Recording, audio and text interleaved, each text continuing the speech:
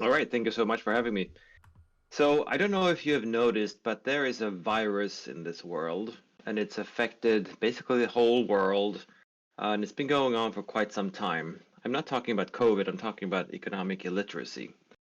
It's something that I struggle with quite a bit myself, and all you need to do is basically turn on the news, and you will immediately see if you know anything about economics that those who are talking on TV do not know anything about economics. And policy is typically based on this type of illiteracy, and it is, I don't really blame politicians for um, crafting policies that are economically illiterate and ignorant of economic law and so forth, because they do what they can get away with. Um, I do blame, however, voters and people in general in the sense that they let the politicians get away with it. And what I mean by that is that people in general have lost whatever economic literacy they had once upon a time. And therefore, they fall for all those politicians' tricks. They fall for all kinds of lies and myths. They support all kinds of very destructive policies. They expect to get something for nothing and so forth. All of these obvious myths from a sound economics perspective are things that people take seriously and they take almost for granted sometimes that it is true. And instead we've taken instead of it taking a step towards understanding the economy better, we've taken a step in the other direction, where those who do not understand the economy blame economists for being ideologues and believing that there is an order or structure to the economy is itself an ideology, according to these critics. Whereas their ideological view, typically they're on the left, is more scientific and more reasonable than believing in such old-fashioned and ridiculous things as the law of supply and demand and things like that. So the virus, of course, I'm talking about is the virus of economic illiteracy. And I think in general, we can claim that back in the old days, if we go back 100 years or more, people were more, in general, exposed to the economy because they took part directly in it. So they were farmers and they sold whatever surplus they had. They bought tools from the tool makers and so forth. They understood prices in the sense that prices actually are. I mean, they're exchange relationships and exchange ratios between goods, and there are voluntary um, uh, they're voluntarily arrived at, and they're agreements between the parties. It's not that one party has power to set the price for someone else and so forth. Today, however, a lot of people, unfortunately, and in a sense, it's a blessing and a curse, because in our prosperous society, we have very far-reaching division of labor and specialization under the division of labor, which means, in a sense, we're suffering from Karl Marx's alienation, that we are not directly um, uh, able to observe or understand the value that we contribute. And a lot of people have work within a huge corporation where their job is to push papers one direction or the other, to keep their cubicle warm, for 40 hours a week and so forth. They don't really see the value of what they're doing. Uh, I think David Graeber basically called them bullshit jobs. I wouldn't call them that, but these are jobs where people get paid for doing something that they themselves consider to be pretty worthless, and they have no clue why it in any sense would be valuable. So there's a mismatch there, and a disconnect between what they're doing and what they're making money off of, what they're earning and what they're contributing. So they don't see that the reason that they earn a living is because they contribute value to the economy or society overall. Instead, they just have a job.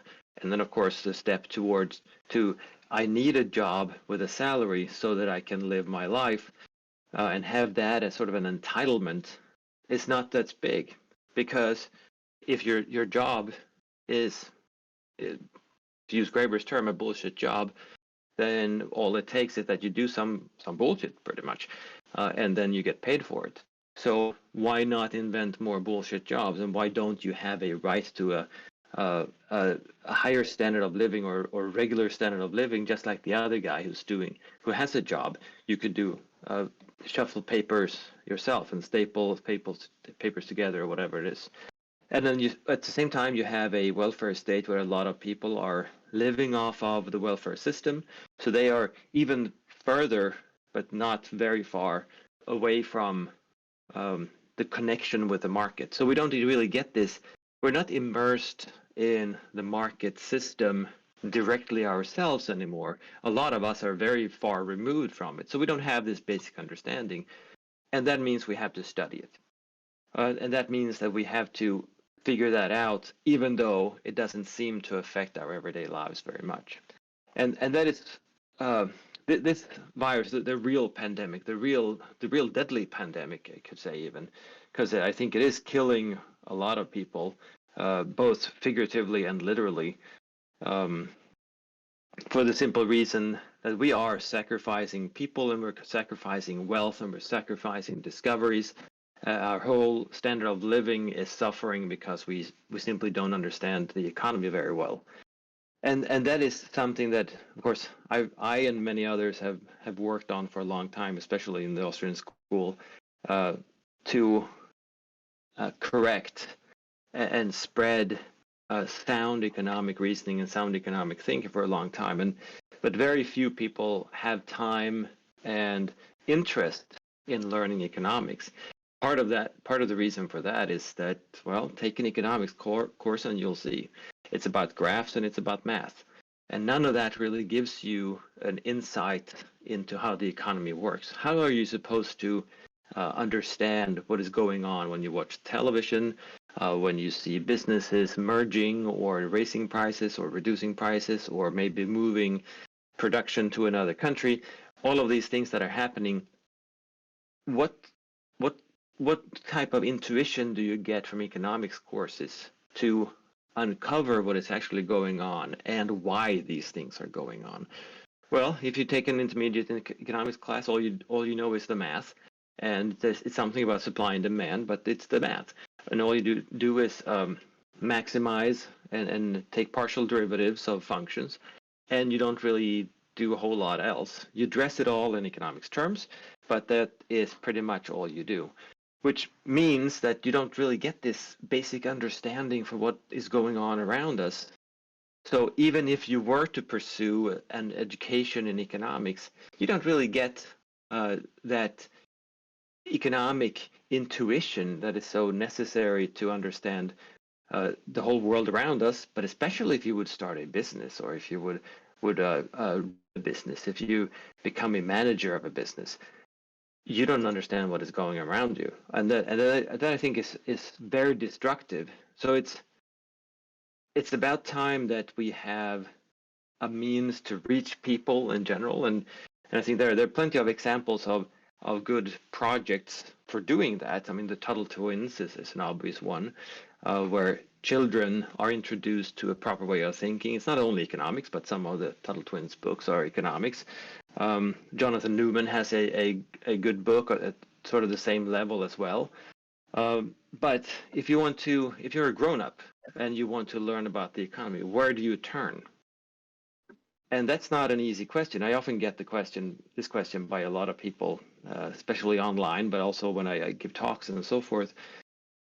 If I am to learn Austrian economics, if I want to dig a little deeper and understand sort of how to connect the dots, where do I turn?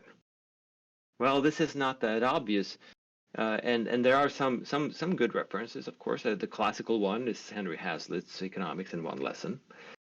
And don't get me wrong, it's a really good book, but it is one lesson. It's nothing more. It's that one lesson about the trade-off or the unseen or the opportunity cost in every type of situation, really, in those 35 chapters, whatever it is. It's the same lesson applied over and over again. So it's a good way of learning that lesson, but it's not specifically Austrian. It also does not give you an intuition for the economic system itself or the process. It gives you an intuition for economic reasoning in the very, very basic sense. that you recognize that there is a trade-off to begin with, but then it doesn't go a whole lot further than that. Then, of course, there are some other introductory books. Some of these are published by academic publishers, which means that they are offered sometimes at a discount, and you only have to pay, say, $100 to get a copy. Which, of course, for someone who wants to get familiar with the Austrian school and proper economic reasoning, that's a little steep. That's a lot of money to pay for just getting an introduction. And so, then some of them, they are focusing on a certain thing or a certain aspect of economics, or they're not well written, or they're too long, and it's not something that you can hand to grandma at Thanksgiving dinner when she asks you, well, what is this Austrian economics that you're talking about? And you seem so passionate about the economy. Well, could you tell me more? Where can I look for how to understand this? Well, you don't hand her a copy of Human Action, for sure. And even the introductory books are not very good. So the task that I had writing my most recent book was to produce that type of primer, an introductory book that you could hand to grandma over Thanksgiving dinner and say, here, grandma, read this, and you'll understand what I'm talking about. And grandma should be able to not only find the time and assuming that she's not super interested and passionate about economics, which I know my grandma wasn't, she wouldn't spend a whole lot of time on it. But you should also be able to understand it. It should be written in a very short format. It should be to the point. It should be written without a lot of jargon, and it should cover the whole thing. And in order to be short enough, what I targeted, the goal I had for the book, which is something that I think Jeff Deist at the Mises Institute actually suggested, keeping it at less than half the length of Henry Hazlitt's one lesson. So you can see already there that it was a difficult task to take all of economics and condense it into a book that is half the length of one lesson of economics.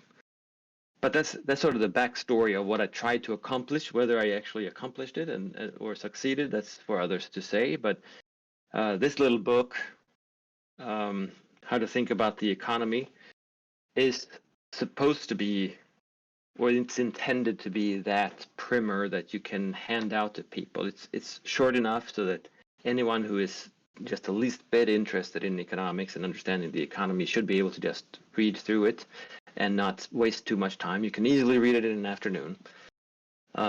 You don't need to know any jargon. There's no math whatsoever. And it's also very cheap. You can buy it at the Mises store for $5. You can download it for free, of course, as most Mises books. It's also at Amazon for $8 in hard copy and $2.99, I think, for the Kindle version.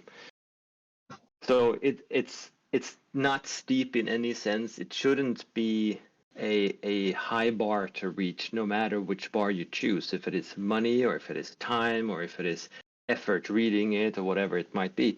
It should be an easy way of spreading the word and for people in general to understand what is going on. And just for myself, I've given copies of this book to, say, my hairdresser and people like that, who have no background whatsoever in economics.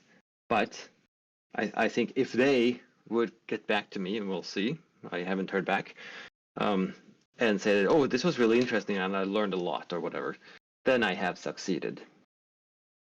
So I'll stop right there and I'll take your questions about anything economics and about the book in specifically, if you have questions about that. All right, thank you very much for that. We have a few questions here for you, both on the book and just on other things in general. The first question here comes from Castor Troy, and he asks, since writing The Problem of Production, have you thought any more about the life cycle of the firm and what keeps firms, quote-unquote, alive instead of being absorbed into the larger economy? Yes, that's definitely not about this book. So yes, I have, and I mean, in a sense, just writing the book made me realize that there is another book to write about what is not in that book. And this is one one part of it. I think in one way of viewing there are two reasons I think why businesses stay alive beyond what they should stay alive, if it is that sort of simplistic process that I sort of describe in the problem production. One is regulation. That's the biggest one. That there are barriers to entry that prop up whatever businesses are already in business. So the incumbents all basically benefit a lot from all these barriers to entry. It's really costly and really difficult to enter a new market. And of course, it's an uphill battle as well because consumers don't know you, and you have to make a name for yourself. And it's what in the literature is called the problem of legitimacy. That you're not considered as reliable as whatever the incumbent might be. Say if it's Apple or Microsoft or whatever. So that's a big one. The second one is what I think businesses should strive for in order to stay alive, and that's to continue to innovate, even if it disrupts themselves. They should figure out how to meet future consumers and provide them with value. How can I serve future consumers better than I'm serving consumers right now? And that's the only way, really, of staying alive in the longer term. Because if you are, like they teach you in strategic management, for instance, they teach you that you're supposed to position the business compared to the already existing forces, to use one famous model, the 5 forces model. So you look at, okay, so who are the competitors right now? Who are the suppliers? Who are the customers, and things like that? And are there any powerful players that I should avoid? Are there any gaps where I should place my business and position it in such a way that I get a niche out of that and I can exploit it? I think that is completely wrong, in the sense that it's focusing on the present, but any production always takes time. So if you are innovating, if you're choosing, if you're making decisions about operations and strategy based off of what you can observe in the present, you can only implement those strategies so that they are actually in force in the future. Well, in the future, all those forces that you observe right now are going to be different, because those businesses are also evolving and changing. So you need to be entrepreneurial in the sense that you're attempting to create new value. So I think there are really those two would explain most of why businesses stay alive beyond simply introducing a new innovation. It's regulations, because they can continue to milk that in original innovation, because no one else, if it's the patent system or if it's licensing or whatever it might be, the incumbent can stay alive and continue to sell that product and just tweak it a little bit and continue making a lot of money. And the other is that if they continue to innovate, I think even in a free market, businesses and business organizations could stay alive by simply renewing themselves. All right. Next question here is going to come from me. I'll go and take my moderator privilege and ask my one question. Something that you touched on a little bit at the beginning of your presentation here, something I want to ask you a little bit more about, is that there seems to be a trend that's developed over the past, especially a few years, of almost like this anti-economic sentiment. Not only that people are ignorant of economics or they don't know economics, but they suspect that economics itself is somehow corrupt. Like it's all just a giant apology for big business or for corporations or for the existing system of capitalism, so on and so forth. And because of that, economics isn't a real science; it can't be trusted. It's all fake. Don't listen to the economists or anything like that. So I'm curious how you think economic ignorance plays into that, as well as also just the current economic situation that we're facing in the world today. Yeah, I mean, I think in a sense, certain ideological powers and basically any statist ideology has always seen economics as an enemy. I mean, reading some of Mises's books, for instance, he basically talks about that, how economics is the counterforce to a lot of policy and ideology, for the simple reason that it uncovers why these policies are impossible. So there's always been a lot of forces and a lot of people interested in undoing economics and making sure that economics is illegitimate, and of course if you can can point fingers and say that economics itself is ideology, then you don't even have to defend that you are attacking economics from an ideological basis. It is pretty ironic, but I mean, if you can rhetorically make that case, you're in a pretty good position, I think, from at least from the perspective of the general population. But that's not all of it, because proper economics is really hard to rebut. I mean, I don't know how many people have used that same technique, trying to charge that Austrian economics is just ideology, it's just free market fundamentalists inventing a theory to prop up their own beliefs, that sort of thing. But I haven't seen anyone really attack the theory. And no one has said that, oh, well, the action axiom is not, it's not true, and it's ideologically slanted. It's not neutral in any sense, because no one has ever said that, because everybody seems to agree that action actually is purposeful behavior. So they seem to agree with the action axiom. Well, then the only other way they can challenge economic economic doctrine, really, in economic theory, is to find a flaw in the logic. And I haven't seen anyone do that either. I mean, they've attempted it, sort of some really bad attempts that I don't think they believe themselves that they found an error. But since they haven't been able to poke holes in the logic or the starting point for the logic, economic theory still stands. They can say whatever they want, but they haven't been able to undo it or even undermine it. And that, I think, speaks volumes. The problem, though, is today most economics is not like that. So I think economists have sort of created the problem themselves, because they have all these sort of have their basis in sound economics with economic laws and so forth that they have inherited from the classical economists. I mean, I would say that Austrian economics is the most classical of the modern schools, in a sense, because we're using the same method, the same type of reasoning, we're sort of following that tradition, but adding marginalism and so forth, subjective value and other things.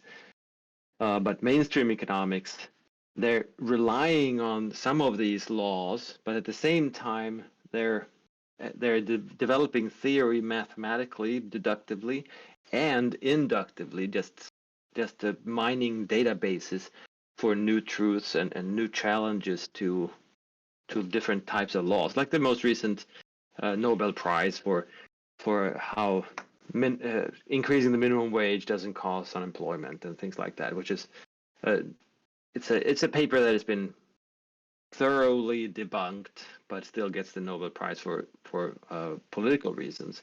And there are always these political forces, but modern economics, mainstream economics, really opens up for this criticism.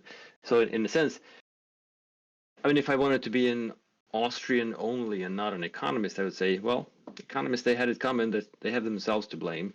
And economics, it isn't a science. It is not the science that it should have been. It is not the queen of the social sciences. It's some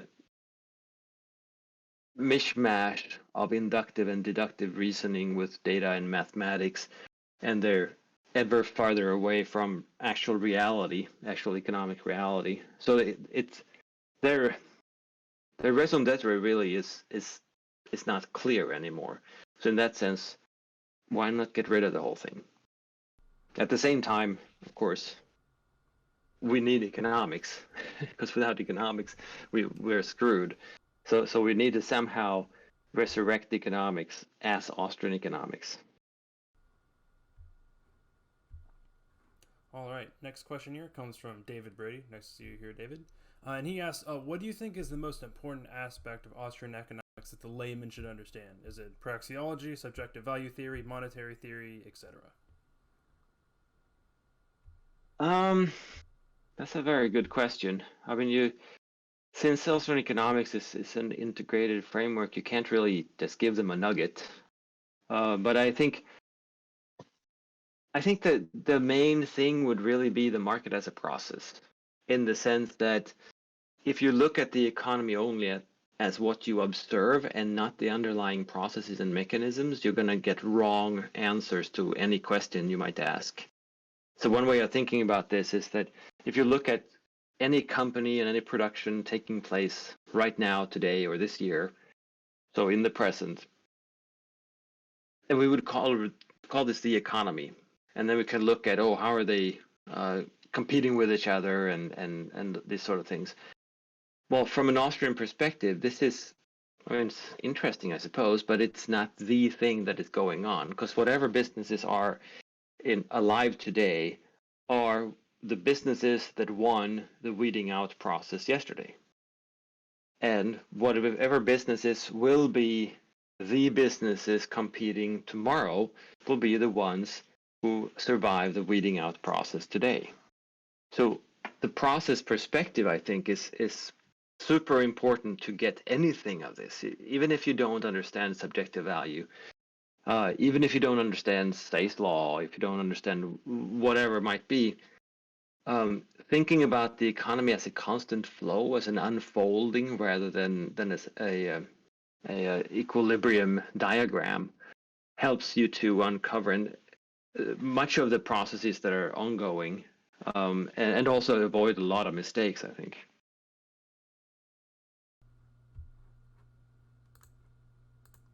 All right. Next question here comes from Dabchick, and he asks, which Austrian insights have found the greatest purchase in Austrian economics? And on the flip side, which Austrian insights have been the most overlooked?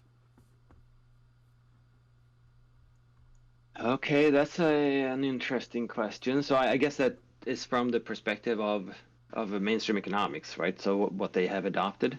Mm-hmm. I think. Well, I mean, this is a semi cop out answer, I suppose, but marginalism is definitely adopted in the mainstream economics. I mean, of course, Karl Menger was not the only one, but he was the only one who did it right of the three.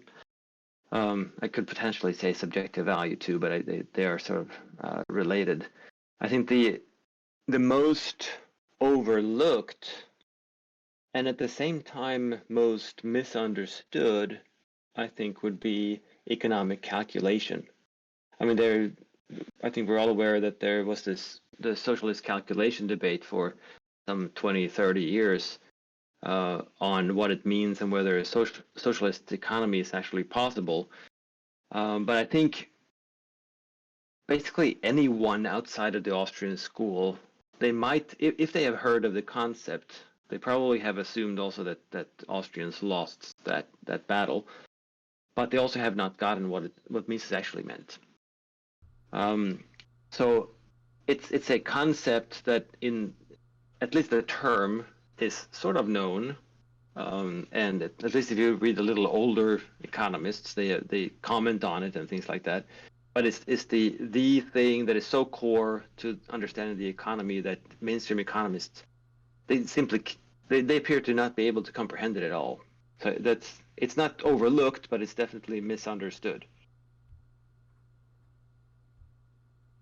All right. Next question here comes from Bankshot, and he asks, pertaining to this book, how deep do you think it's possible to go into Austrian economics while still keeping it simple enough for the layman to understand?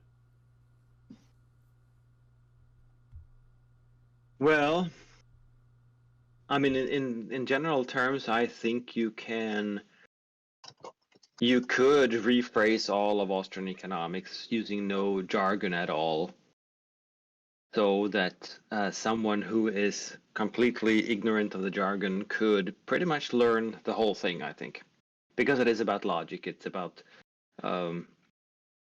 just understanding the economy. I think reading Human Action could be hard. Reading many of these treatises could be difficult because of the jargon. And the jargon sort of saves a lot of space, and it's also much more precise than using everyday language. But I think, I mean, what I've done is just rush through pretty much the whole thing. and introduce the core concepts and the core theory. But I think you could, as a layman, learn all of Austrian economics, which is really what, well, really, but it's one of the big things that sets us apart from mainstream economics. That it is the intuition, the type of reasoning, the type of understanding of the economy. It's not about highly technological, advanced, sophisticated methods or anything like that.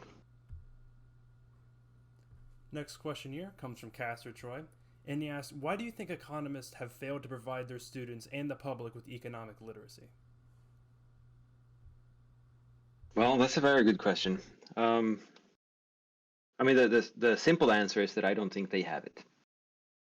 So very often they lack a deeper understanding or deeper intuition of the economy than they might understand opportunity cost and things like that, and they've learned to reason in terms of supply and demand. But then, as soon as you get to a little more advanced economics, a little more sophisticated, what you do is you dig down into the math, you dig down into data, and you look at perhaps graphs and diagrams, and you tweak things and you look at the outcome. And already there you have misunderstood the intuition, because now you're treating everything as data points, and you're treating people as these automatons or these chess pieces that you can just move around, and you're focusing on efficiency to such an extent that you're not seeing the people that make up the economy. So I mean, one answer is that economists in general don't really have this intuition. They don't have more intuition than they teach you in principles courses in any college, and that usually that intuition is nothing more than shifting curves back and forth, and that of course means if you don't have the curves, well, then you don't have a whole lot of intuition. So in a sense, we've lost a lot of what is meant to be an economist, and I think that it sort of happened at the end of the 19th century. So when we took the step from classical economics to neoclassical through the marginalist revolution, they were still using reasoning and things like that, but then with Marshall and the Keynesian avalanche, it became more and more about tweaking sophisticated method and tweaking math equations and things like that. And if that is what you focus on, you're going to lose that intuition. All right. Next question here comes from Joey, and he asks, "Is there an area of economics do you think Austrian economists should devote more focus to?" Yeah, I have. I mean, in a sense, we should. I guess what it's asking is a redistribution of focus, because I think we should focus more on all of it, in a sense, and more people should focus on it. But in terms of parts of economic theory, I think we need to do a lot of work in specifically two areas, and it's sort of it's a little embarrassing because it's two areas where we as Austrians are the only ones who can pride ourselves, and we do pride ourselves, that we have theories in these areas. And I'm talking about capital theory and entrepreneurship theory.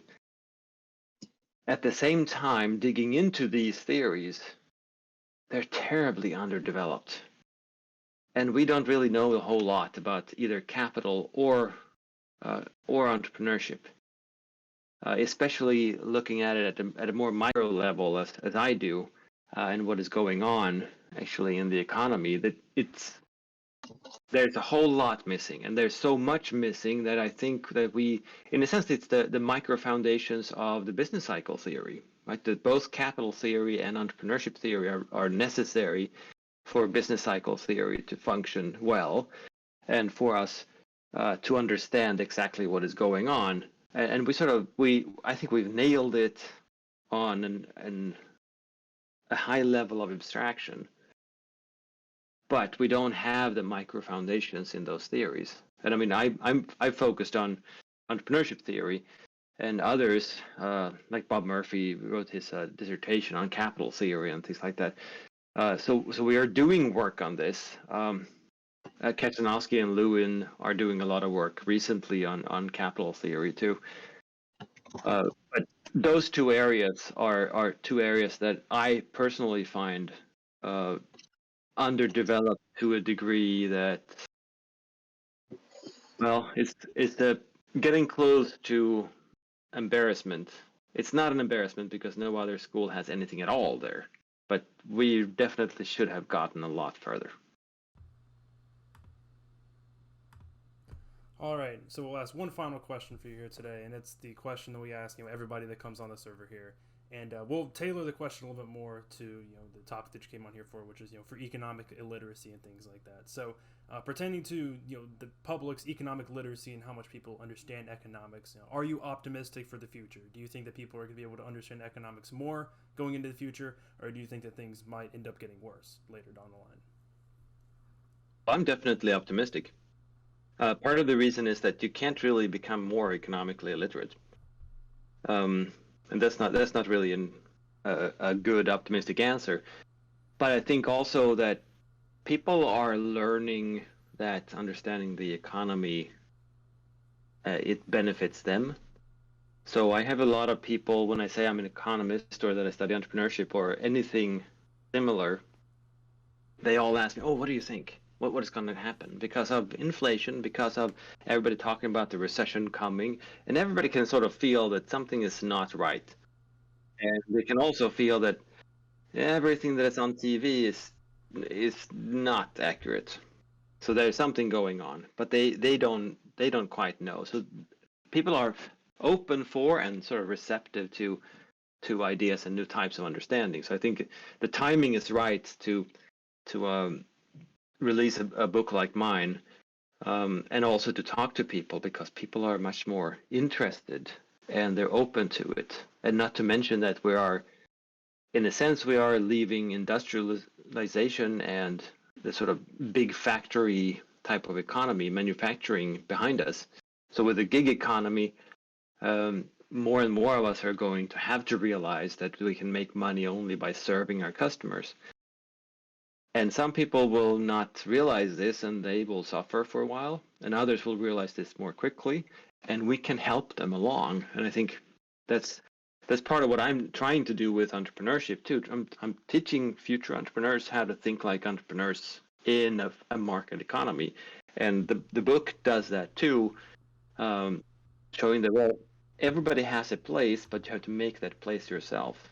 And you make that place by showing your customers how much value you can contribute to their lives in their own terms, right? So the more the economy turns toward a gig economy and away from large scale manufacturing, which I think it has been tending that way for quite some time, the more we need and we will get economic literacy. So I'm very optimistic about the future.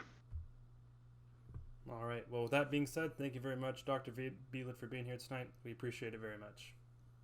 My pleasure.